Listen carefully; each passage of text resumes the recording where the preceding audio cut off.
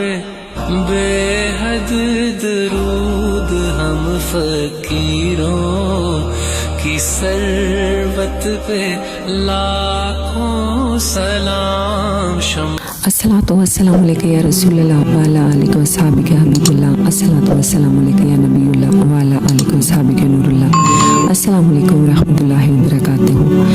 Viewers, امید ہے آپ سب خیریت سے ہوں گے، خوش ہوں گے۔ اللہ تعالیٰ آپ کو ہمیشہ اس طرح خوش رکھے اور ہر مصیبت پریشانی سے ہمیشہ دور رکھے، آمین۔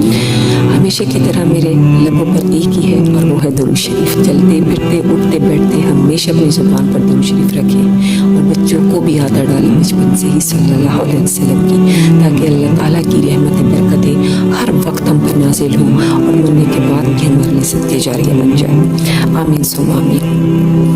آج کا میرا ٹاپک ہے رابعہ بصری، لیکن اپنے ٹاپک پہ جانے سے پہلے ویورز میں اتنا ضرور کہوں گی کہ اگر آپ کو میری باتیں اچھی لگیں اور سچی لگیں تو آپ نے اپنے سبسکرائب بھی کرنا ہے، فرینڈس کے ساتھ شیئر کیا کریں تاکہ ان کو بھی اچھی معلومات ملے، اور ساتھ میں بیل آئیکن کو دبانا نہ بھولیں تاکہ میری ہر آنے والی نئی ویڈیو کا نوٹیفیکیشن سب سے پہلے آپ کو ملے۔ تھینک یو سو مچ۔ اور رابعہ بصری کا واقعہ بتاتی ہوں تاکہ رابعہ بصری جیسے ہم بھی بن سکیں۔ اللہ تعالیٰ ان کو کیا مقام دیا اپنے کردار کی وجہ سے، اپنے اعمال کی وجہ سے، یہ آپ اور میں بھی کر سکتے ہیں۔ اللہ تعالیٰ ہمیں بھی ہدایت دے اور ہمیں بھی توفیق دے کہ ہم بھی خود کو رابعہ بصری بنا سکیں اور اللہ کی محبت پا سکیں۔ تو چلتے ہیں رابعہ بصری رحمۃ اللہ کے بارے میں جانتے ہیں۔ رابعہ بصری رحمۃ اللہ کو دنیا سے گئے ہوئے 1200 سال ہو چکے ہیں، لیکن آج بھی ان کا نام زندہ ہے۔ رابعہ بصری جو تھی وہ نہ تو کوئی شہزادی تھی، نہ کوئی ملکہ تھی، نہ خوبصورت تھی، نہ وہی وہ خاندانی تھی، بلکہ عورت ہونے کے لحاظ سے ان میں ہر ایک عیب تھا۔ خاندان اچھا ہونا چاہیے تو وہ غلام تھی، باندھی تھی، شکل اچھی ہونی چاہیے تھی لیکن وہ بدصورت تھی، کالی تھی۔ تو چلے اگر شکل بھی اچھی نہیں کوئی بات نہیں، خاندان اچھا نہیں تو کوئی بات نہیں، لیکن اولاد کے قابل تو ہوتی رابعہ بصری، لیکن رابعہ بصری اولاد کے قابل بھی نہیں تھی، جسے ہم بانجھ کہتے ہیں۔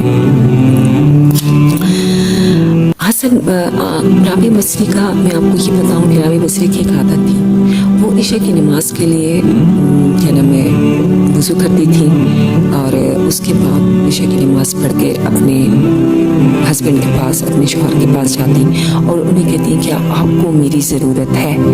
یہ ان کا روز کا معمول تھا، روز اپنے شوہر سے پرمیشن لیتی تھی، اجازت لیتی تھی، کیا آپ کو میری ضرورت ہے؟ ان کے خاوند ان سے کہتے ہیں کہ نہیں، تو پھر وہ ان سے اجازت لیتی کہ کیا آپ کی طرف سے مجھے اجازت ہے؟ تو وہ اگر ان سے کہہ دیتے کہ ہاں بالکل میری طرف سے آپ کو اجازت ہے، تو وہ پھر رات کو جانماز پہ کھڑی ہو جاتی اور صبح فجر تک جانماز پر ہی کھڑی رہتی۔ یہ تھی رابعہ بصری۔ کیا آپ اور میں اس راستے پہ چل رہے ہیں؟ کیا آپ اور میں رابعہ بصری بن سکتے ہیں؟ بن سکتے ہیں اگر تھوڑی سی کوشش کریں۔ تو وہ صبح فجر تک جانماز پر کھڑی رہتی تھی اور یہ ان کا روز کا معمول تھا۔ لیکن افسوس کی بات یہ ہے کہ رابعہ بصری کے شوہر جو تھے، ان کے ہسبینڈ جو تھے، وہ جلدی وفات پا گئے۔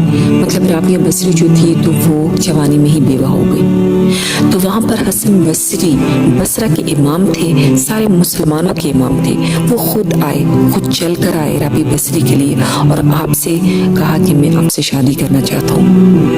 انہیں کوئی شادی کا شوق نہیں تھا، لیکن انہیں رابعہ بصری کی نیکی، جو ان کا نیک کردار تھا اور اللہ سے جو ان کا تعلق تھا، تو وہ یہ لالچ ان کے پاس لے آئی تھی کہ اگر یہ میری بیوی بن گئی تو ہو سکتا ہے اس کے توفیل اللہ تعالیٰ مجھے بخش دے اور مجھے بخشش نصیب ہو جائے۔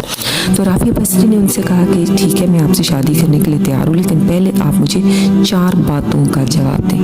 حسن بصری نے بولا کہ ٹھیک ہے آپ بتائیں کیا پوچھنا چاہتی ہیں مجھ سے۔ انہوں نے کہا کہ آپ مجھے یہ بتائیں کہ میں آیا جنتی ہوں یا دوزخی ہوں؟ تو وہ کہنے لگی یہ تو میں کچھ نہیں کہہ سکتا۔ نمبر 2 سوال انہوں نے پوچھا کہ آپ جب قیامت والے دن عمل نامے اڑائے جائیں گے تو میرا عمل نامہ مجھے دائیں ہاتھ میں ملے گا یا بائیں ہاتھ میں ملے گا؟ تو وہ کہنے لگی یہ بھی میں نہیں جانتا۔ تیسرا سوال انہوں نے پوچھا کہ نیکیوں کو جب تولا جائے گا بروز قیامت تو میرا मेरा नेकियों का पल्ला भारी हो जाएगा या मेरा गुनाहों का पल्ला भारी होगा? तो आपने जवाब दिया, मैं कुछ नहीं कह सकता। चौथा सवाल उससे ये पूछा कि जब लोग गुलसिरात से गुजरेंगे, कुछ पार लग जाएंगे और कुछ नीचे दोज़ख में गिर जाएंगे, तो क्या मैं पार लग जाऊंगी या कि मैं दोज़ख में गिर जाऊंगी? आपने कहा, मैं ये नहीं कह सकता कि क्या होगा, मुझे इन बातों का जवाब नहीं मालूम। तो राबी बसरी ने कहा, मुझे तो फिर आप ऐसा करें कि आप जाओ, मुझे तैयारी करनी है इन 4 सवालों की। मुझे शादी करने का कोई शौक़ नहीं, मेरे पास शादी करने के लिए कोई वक्त नहीं है, मैंने इन 4 बातों की तैयारी करनी है। व्यूअर्स, मेरी प्यारी बहनों, ये सोचें आप, इतनी गहरी बात। फिर क्या हुआ कि राबिया बसरी एक दफ़ा सुबह के वक्त उठी खाना बनाने के लिए कि चले खाना बनाते हैं। तो घर में सारी बातें, खाना तो बनता प्याज से, तो घर में कोई प्याज नहीं था और ना कोई भाई था उनका, ना कोई बेटी थी, ना कोई बेटा था, ना कोई खादमा थी, अकेली ही थी वो, कुछ भी नहीं था उनके पास। वो खाना कैसे बनाती, प्याज ही नहीं था, प्याज के बगैर खाना बनता नहीं। तो ये अफसरदा परेशान बैठी हुई थी, तो ऊपर से आसमान से एक चील गुजरी और उस चील के पंजों में प्यास था और जब वो गुजरी तो उसके पंजे जो हैं तो वो उसके पंजों से प्यास गिरा और वो प्यास सीधा राबी बसरी की गोद में आ गया। ये होता है जब हम अल्लाह ताला के लिए, जब हम अपनी ज़िंदगी अल्लाह के लिए वक़्फ़ कर देते हैं, अल्लाह के लिए सब कुछ छोड़ देते हैं, तो अल्लाह ताला जो है तो परिंदों को भी आपका खिदमतगार बना लेता है, परिंदे आपके खिदमतगुजार बन जाएंगे। जब अल्लाह के लिए आप सब कुछ छोड़ देंगे तो अल्लाह ताला आपके लिए हर चीज़, हर जगह से आसानियाँ पैदा कर देगा। राबिया बसरी जब फौत होने लगी थी तो उन्होंने अपनी कनीज़ से कहा, अपनी मुलाजमत से, ग़ुलाम से कहा कि जब मैं फौत हो जाऊं तो रातों रात ही आप मुझे दफना देना, 3-4 बंदे बुलाकर मुझे दफना देना और लोगों को सुबह बताना। इसी तरह जब उनकी डेथ हो गई, जब वो फौत हो गई तो उन्हें रातों रात ही उन्हें दफना दिए। सुबह लोगों को पता लगा तो वो लोग खफा भी हुए कि हमें क्यों नहीं बताया। और हाँ, जाते वक्त जब उनकी जब मौत का टाइम आया तो उन्होंने अपनी मुलाजमत से कहा, अपनी कनीज़ से कहा कि मुझे कफन वही देना उस चादर में जो मैं तहज्जुद को ओढ़ती थी, तो उसी में मुझे मेरा कफन बनाना। उसने उसी तरह उसी चादर में उनका कफन लपेट कर उनको दफना दिया।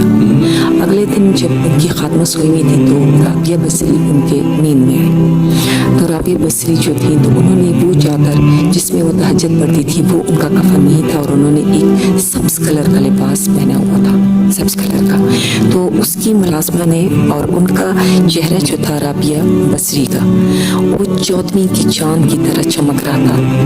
इतना प्यारा खूबसूरत चेहरा, इतनी उनका चेहरे में चमक आ रही थी, चौदहवीं की चांद जैसे चमकता है, सूरज की तरह रोशनी उनके चेहरे पे थी। तो उनकी खादमा ने उनसे पूछा कि आपको तो मैंने आपकी जो तहज्जुद की चादर थी इसमें लपेटा था, आपका कफन तो वो था, आपने तो कोई ये कौन से रंग का आपने लिबास पहना है? तो राबी बसरी ने कहा कि ये अल्लाह ने मुझे जन्नत का लिबास पहना है और वो मेरी जो चादर थी वो अल्लाह ने ले ली है ताकि मैं रोज़ क़यामत में उसको जब तुम्हारी नेकियों को तोलूँगा तो ये चादर भी उसमें तोलूँगा। तो राबी बसरी की उसकी खात्मा ने कहा, तो फिर आपके पास मुनकर नकीर आए थे? उसने कहा, बिल्कुल आए थे। तो क्या उन्होंने आपसे क्या बात की? कहते उन्होंने कहा, जो पूछते हैं कि मन रब्बू की, आपका रब कौन है? तो कहती है, मैंने राबी बसरी ने कहा कि मैंने उनसे कहा कि मेरा रब कौन है? आप मुझसे पूछ रहे हो जिस रब को मैं 40 साल तक नहीं भुला सकी, आज मैं 4 हाथ ज़मीन के नीचे आ गई हूँ, तो क्या मैं उसे भूल जाऊंगी? जब मुनकर नकीर ने ये सुना तो उन्होंने कहा, चलो भाई वापस चलते हैं, इससे और कुछ नहीं पूछ सकते। तो प्यारी बहनों, प्यारी बेटियों, काश अल्लाह ताला हमें भी हिदायत दे कि हम भी इस दौर की राबिया बसरी बनकर दिखाएं। आप और मैं ये सब कुछ कर सकते हैं, थोड़ी सी मेहनत, अल्लाह को राज़ी करें। जब हम अल्लाह की खातिर अपनी ख्वाहिशात को दबाएंगे, अपने नफ्स पे काबू करेंगे, तो अल्लाह ताला हमारे लिए वहाँ से हमारे लिए रास्ते खोलेगा जहाँ हमें पता भी नहीं लगेगा। हम جس مشکل میں بھی اللہ تعالیٰ ہماری مشکل کو آسان کر دے گا. یہ دنیا بھی اللہ تعالیٰ ہماری خوبصورت بنا دے گا اور مرنے کے بعد بھی اللہ تعالیٰ ہم کو ایک مقام عطا کرے گا. کاش ہم بھی رابعہ بصری بن سکیں. کوشش کیجئے گا ضرور. اپنا بہت خیال رکھیے گا. ہمیشہ خوش رہیں. جزاک اللہ خیر. السلام علیکم ورحمۃ اللہ وبرکاتہ.